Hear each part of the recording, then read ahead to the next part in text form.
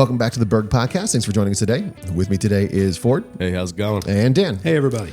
And we're talking about, moving my mic. We're talking about, that's the value of doing these things on video, right? Yeah, it's live. You catch all of it. So, But we're talking about Boomerang employees. So Boomerang employees, it's actually not a term I was familiar with. Ford mentioned that term specifically yesterday. Yeah, and I'm really hip by another new term. You're in it, man. Yeah. And all those podcasts I listen to. I was like, I don't know what that is. So we started chatting about it for a few minutes, and it's just my nature. I Googled it. I'm like, what is a Boomerang employee? I got to be not a boomer employee, a boomerang. Difference. There is a difference. But I had to, I wanted to feel competent to have a conversation with Ford, right? And didn't want to feel totally uninformed. Right.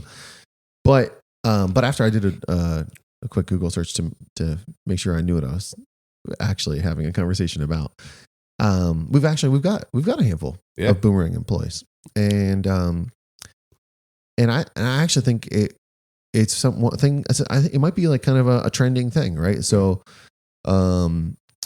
we've got probably four. At least four. At least four, right? I think. Yeah, so even more. At least 4 or 5 now. I'm thinking we've had a couple foremen. Yep. We've got a couple people here in the office, 1 or 2 in the office. So we've got at least 4 or 5 Boomerang employees, and I know that for us it's been an interesting situation, right? So we've had people who have left on good terms and gone other different places, gotten different skills, and maybe at times realized that the grass wasn't greener, or maybe they've realized that there is something here that they like, right? Yeah. So you there's a couple reasons, right? Why do you leave? Right, is a big piece of this for if you come back. And I think one of the things that sort of happened, I don't know if you guys agree with this, but one of the things that's happened is as the labor market tightened, there was this need for skills at many spots, many levels, many holes. And so it accelerated the advancement of people because of need. So you would stretch, right? You would stretch what the person's qualifications were and say, I'm willing to take that person because they can learn this thing. And I think that the companies that held those people were more looking at it like this is the skill set they have, and we have a path that we want to be on, and we'll stay on that path. And so what we've seen, I feel like a lot of times, is people leave for an opportunity, whether that opportunity be an increase in wage, or an increase in responsibility, or an increase in what the or skills. just change completely and want to do something different. Yeah, right. And then, but once they have that skill, or they have that increase, at times they look and say, like, actually, I liked where I was. I just needed this for a step. So it's definitely a change, because when you think about when people would leave, I feel like if you think back 20, 30 years, when someone leaves, they move on to another spot. Yeah. And then they grow through that company, and there's times where people grow through a company their entire career. Yeah. And there's other times where people move at some random interval, 5, 6 years, and then you move on to another thing and another thing and another thing. But it's not just jumping. Like, there is a difference. The idea of the boomerang, I think, is that people are searching for advancement of themselves, to better themselves, and then realize a situation they were in, they actually enjoyed. And when they're capable of coming back, they do, and they come back in a role with more responsibility. Yeah. So, or even the same, maybe their family situation has gotten different. When someone finally gets to the point where they can choose, I wouldn't say of their own free will, but when it's gotten to a point where they can make the decision based on just where they were most happy, where they're most, then that's a different conversation, I think, than the world, unfortunately, is this transition. Because I think it's all started with it was a great resignation, right? Like 2001, 2002. Like, this is what brought this to the forefront. People were jumping like crazy. Yeah. And then it was called the Great Anxiety or something, because people jumped and then realized it wasn't what they were looking for. And then hence the boomerang thing, because I think it's all started for me in particular was because there's certain companies out there that once you leave, there is no chance for rehire. That's right? That's what I was going to say is like this. I think this is a newer trend by and large, because employers have become more open to the idea that someone left but could come back because the terms are mutual, right? Well, if you think about it, there's a couple employees that come to mind right now who have left. And when they left, I said, I'm sorry to see you go. I was hoping you would be here your whole career, but I wish you the best. And if it doesn't work out or things change or you want to consider it, give me a call. Yeah. Because I didn't want them to leave, but that was the situation. And they were offered an opportunity that we weren't capable of or willing to match at that point.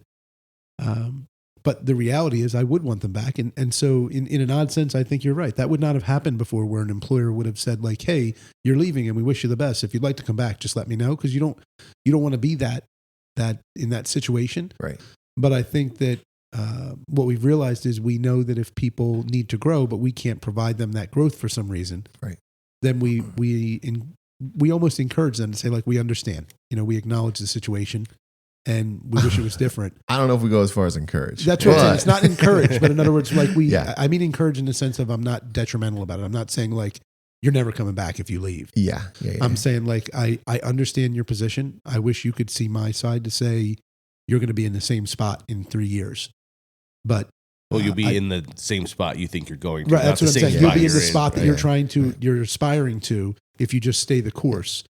But they're able to get to that spot sooner and then right. have some experience and then potentially come back into the spot that they would have been in 3 years. So for us, while we lose their abilities and we lose their involvement in the team, they come back in almost as if they never left. And I think that I did not do research, which is exactly what I would do.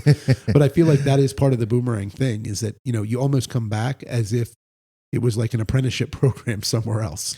Well, so yeah, that's in my mind. As you were saying that, I'm sort of talking through both sides of it, right? And I'm thinking like we've actually experienced, I think, both pieces. So we've hired people very young,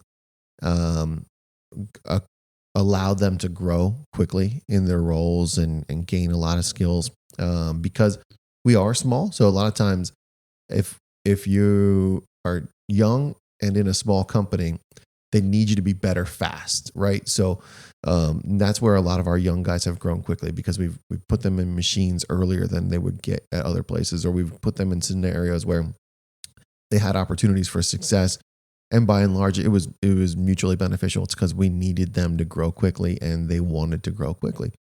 And then they've gotten to a point at times where, because we're a small company, there isn't like a quick next step. That maturation process starts to slow down at some point in their career trajectory. And so they've gone somewhere else potentially that had that opportunity, or at least the perception was they had that opportunity, sort of take the next leap, use the skills that they acquired here and go to a place where they had a new title or a new range of wages or whatever the case may be. And then, they're there for a period of time. They've experienced something new. And then they've said, you know what? I preferred things where I was. Maybe I preferred the culture. I preferred the work type. I preferred the environment. I preferred the people I work with, whatever it might be. And they come back with an enhanced or a grown set of skills, a different set of skills potentially. And that's been beneficial because they know who we are. They know what we do. They are usually merged right back into the flow of what's happening.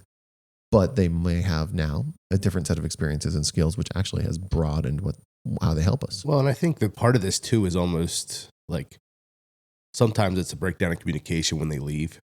Because they made an assumption of something. They didn't talk to somebody. We didn't talk to them. That happened a couple times. Sometimes when people return to the exact same position, it's not that they jumped up in skill set. It's just that they went somewhere, they didn't like something there, and they came back. And then the second thing haven't talked about yet is that while our core is the same, we're not the same people. So the one guy left for like 6 years and came back. And we're a completely different company than we were 6 years ago. Right. So like he was at a different spot. We were at a different spot. And the two, the things aligned, but they weren't the same as they had been when he had transitioned out years ago. So like, that's part of it too, is that like, hey, you're not the same. You might have had a maturation process. You might have learned some things, skill set wise, but maybe as you as a person, you learned some things. We've learned some things. And maybe that's also part of the benefit of this whole scenario of how this transition happens. Right. Yeah. We've had the other side of it too, right? Yeah. We've had some people come when they were in a process of growing or looking for new opportunity. And we were sort of that middle ground for them. And then they left too.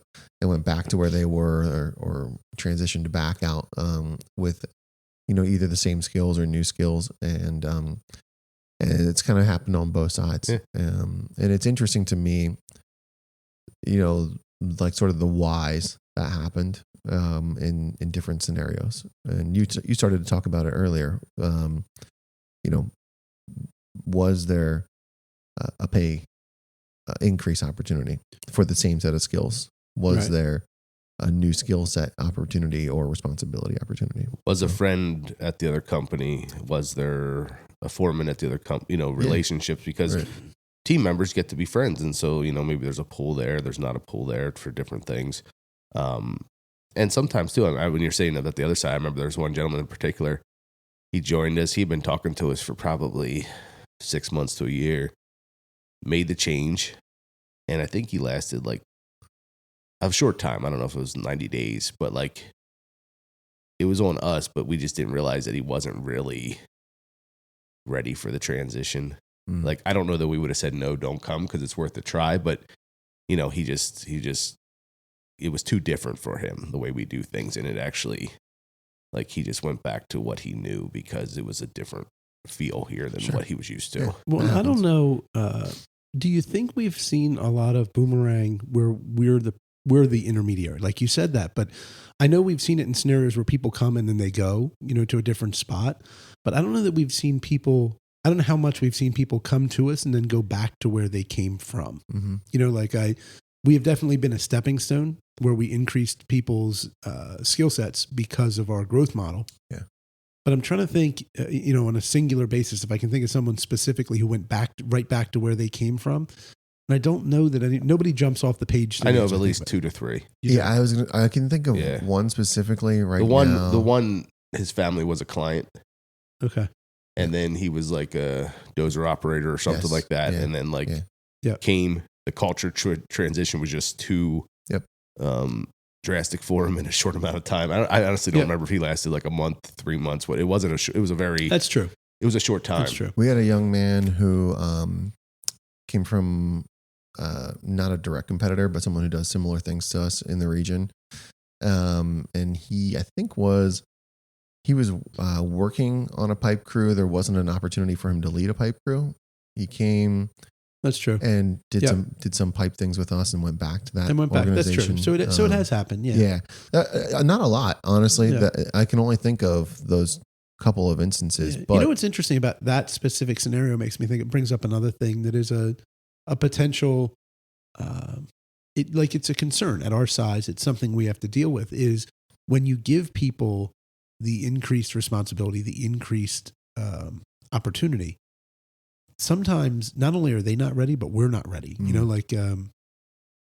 If you pick a pipe crew example, as you said about a pipe crew, you need to have a pipe foreman who's capable and knows what they're doing. You need to have a pipe crew who knows what they're doing, and you need to have the work for them to do. Mm. And if you don't have all of those 3 things, you're setting them up for failure. So if you had a really good pipe crew with the work to do, but the foreman really wasn't capable, you could struggle. And that's something I think in our size, when you're in the industry in our size, that's something that you always risk is as you're trying to grow and take on more and do more work, is to have all the pieces you need to be able to facilitate it actually getting done. Provide the work for the guys, provide the guys for the foreman, and provide the foreman for the guys to do the work. Mm-hmm. And when we don't do that, all of a sudden we struggle. And at times we're like, why is this not working? When if you just step back, you would look at it and say, we may have leapt a little too soon, either with the role and the responsibilities, or we didn't provide him the support staff he needs to actually be able to do the work, or we didn't provide him the work. Yeah. Well, that and the interesting thing is we'll keep going down the pipe crew road, but unfortunately, pipe crew, there's a lot of niches within the pipe crew, Mm. right? Like Mm-hmm. if you're used to doing residential subdivisions and fields and you're just, hogging and going, Right. that's one type of thing with lots no of straight lines. And, Yes. Yeah. Mm-hmm. Then if you're dealing with existing utilities and having to do a lot more calculations and adjustments and that's a different type of, it's the same work, but it's not the same skill set. So if someone might have a lot of experience, but if they have a lot of experience in a particular type, or if you think about it, not even something we do, but like if you did pipe work, but you were running for a gas company, that would be a completely different operation. So, I think a lot of leading questions getting into it is also part of how that, I got 100,000 foot of pipe experience. Yeah. Okay. In the materials here, are you local? Are you in, Maryland where it's all sand? Like there's so many intricates Some parts of variables it. there, Yeah. for sure. To make that a tough thing. I was wondering what your thoughts are on going back a little bit to this Boomerang employee. Like, what, as an employer, what are the benefits of? We talked for a few minutes, and we said this is a relatively newer trend, I believe, as an employer. Right. I think for a long time, employers sort of had the idea like, well, that person left, so they're done, right? Like. Not in such harsh words, but like a little bit of a Tiki Barber moment here with Saquon recently, right? Where he's like, you went somewhere else and they're a competitor, so you're dead to us. No, Right. that's not the case anymore. I don't think, for the most part. I'm sure a lot of it is situational. A lot of it is, was the person a good fit while they were here? Was the person did they leave on good terms? All of those things, right, come into that. But what do you think has changed from an employer perspective to say like that's okay? We're okay with that.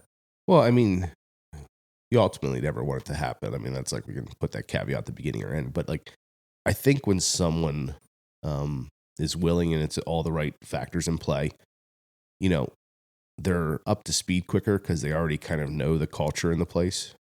And they've chose to come back because they like something about the place. So you have someone that's very committed, you would think. It doesn't always work, but that's kind of what we've seen with some of ours. They know what we're about. You don't have to go through the whole learning process of that. They got that part. So then, okay, then you can start stepping into phase 2, or like, okay, how are they going to grow further? How are they going to help the team versus having to start at ground zero? And you also know the person. Maybe they matured. Maybe they're a little bit different, but you still have a base knowledge that you're not starting from just, here's a resume, or you meet somebody for a half hour for an interview. You have at least something to work with there. Yeah. I think that's the big piece. The big piece is they already know us. We already know them. And realistically, like, be transparent. You already know what you didn't like about here, and we already know what we weren't happy with about the situation. So it's almost like it's like a longer relationship, right? Like, you already have an existing relationship that you've built, right, for better or worse. And if you're at the point where you're able to come back, then you left on reasonable terms and you kept in contact and chose to reach out, right? Because that's the other thing I think we should qualify here. I don't know what other people do, but I can speak for myself. I am not in the business of calling other people's employees and saying like, hey, would you like to come back? It's just not what we do. Right. There's a couple guys right now that are out there floating around doing their thing. I'd love to have them come back, but I'm not going to call them. You know what I mean? I'm not going to call them because it's not right. Like, in other words, that's not who I want us to be. I don't want us to be. We prefer the other people do the same thing. That doesn't happen. Right. You know what I mean? And companies can run themselves the way they want to run themselves, but to be consistent with who we want to be, who we say we are, that's not what we're going to do. But it doesn't mean we're not interested. It doesn't mean we're not thinking about it. But it means if that person is willing to take the step to reach back out and say like, hey, through whatever channels, because that's the other thing here is we've had guys reach out to the guys they worked with. Mm-hmm. We've had guys reach out. We've had people reach out to people directly. You know what I mean? To contact me or Ford or somebody else. So it can happen a lot of different ways. But as the way we want to be, we're not going around trying to troll other people and say like, hey, let's go get this guy that we already had. Right. But so if you left on good enough terms that I'll want to talk to you, And I would entertain the idea that you could come back, and then you reach out. Like, you've got a solid base to build on. Now the question is, can we provide you with the lifestyle and the work that you need to be able to do your job and be who you want to be? And if we can, well, we've already got everything else built, you know. And there's some guys that I keep in contact with that'll, you know, text or call me every now and again, you know, just touch base. And I always say the same thing. Like, if you ever change your mind, you know, some of them left the industry outright. Mm-hmm. I say, you ever change your mind, you know, let me know. Give me a call. We can talk about it and see if it's the right thing for you. If it's not, that's fine too. Sure. But I want you to know the door's open. But one thing I always try and do in this scenario is I'm not reaching out to them. You know what I mean? Even, you know, some of the guys that I'm closest to that we grew as a company with when they were young, I'll call them and I'll talk to them, but I won't go that one extra step unless they say something. Yeah. Because I don't want to be that guy. Right. I get it. Yeah. So that's interesting. You and I had a conversation yesterday or this morning, not related to this topic. And it was a little bit about loyalty. And as you were talking just there, I was thinking that this is probably like a two-sided, a double-edged sword here, right? The idea between loyalty and pride, and being like too prideful to say, I liked it and would like to go back, or even maybe on our side sometimes to say like, no, we're going to go let them do their thing. We're going to like give them the separation, the space, and not say like, hey, we wouldn't mind if you came back.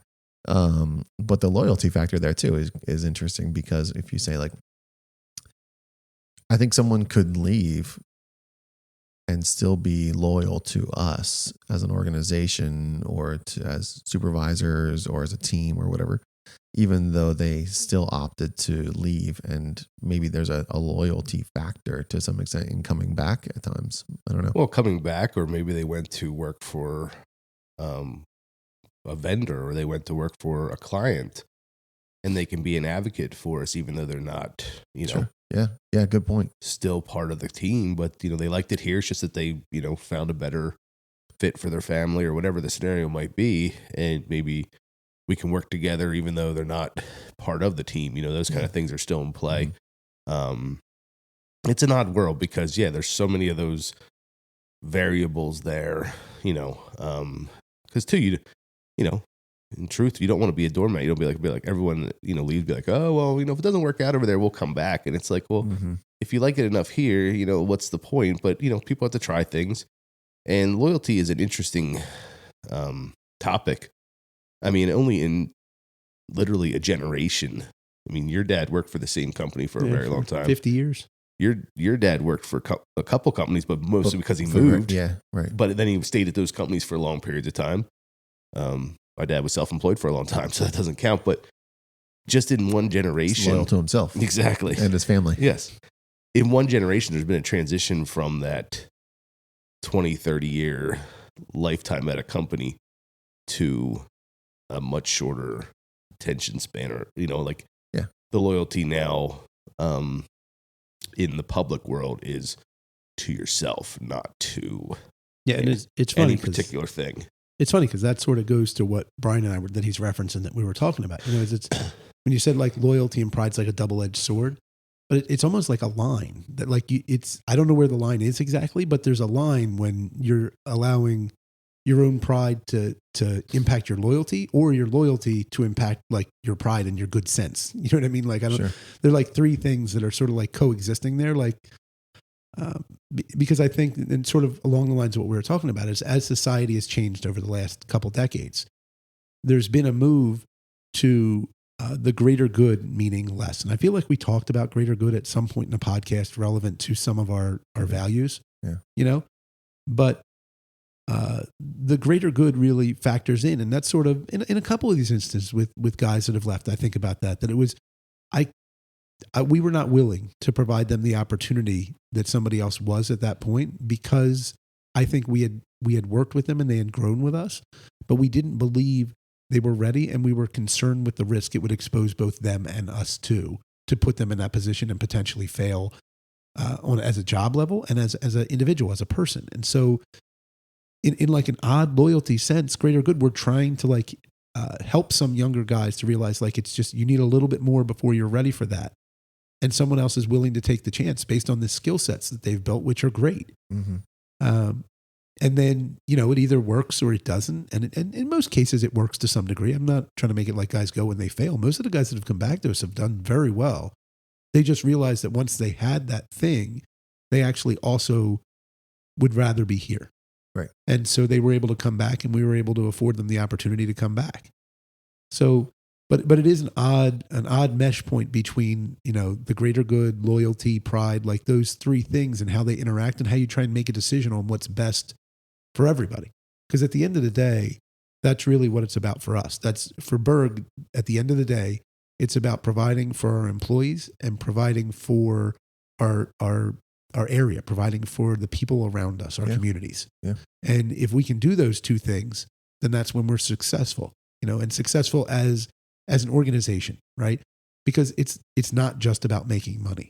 Like, it's not. I mean, a business makes money, and you've heard me say that. Like, if you're not making money, it's a charity. Mission.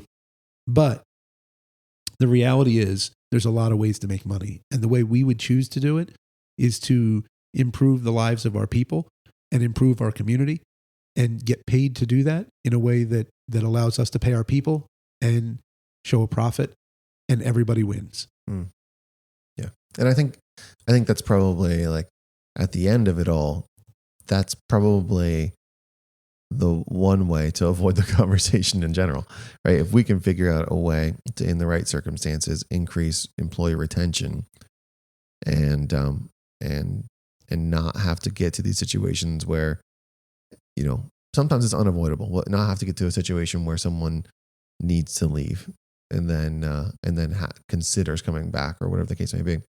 Then that whole, like, middle period is we skip it. And then we get to a spot where people are with us for 9, 10, 11, 12 years, 20 years, whatever. 30 years. Yeah. And that's sort of what Ford said. There's been, and I will real quick get into that. There's been people that have left here that I know of that said that they didn't.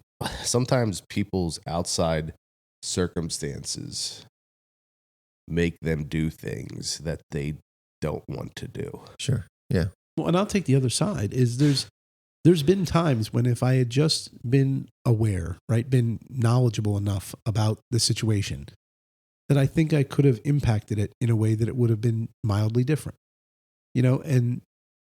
and I just didn't, because I wasn't aware enough. I wasn't close enough to it. Like, I'm not blaming anybody else. I didn't know. The employee didn't communicate. Maybe they didn't communicate it appropriately. Yeah, maybe they did tell someone. Maybe they did everything we needed them to do, and communication just broke down, and it didn't get back and impact whoever they told enough to realize, Yeah. So I think that's a big piece of it. A big piece of it for us is, we talk about effective communication, is effectively hearing what people are saying. And if someone is in a situation, can we help them in that situation? Can we help them to see the path forward with Berg? Can we help them in the instance where they are? Mm-hmm. But it's hard, because you're trying to, it's all a big balancing act. You're trying to manage a lot of different variables in a way that is successful for everybody.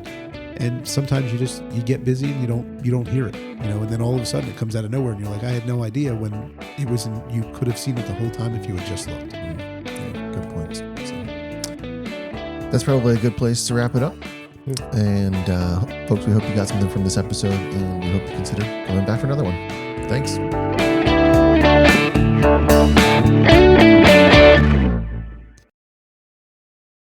We hope you consider coming back.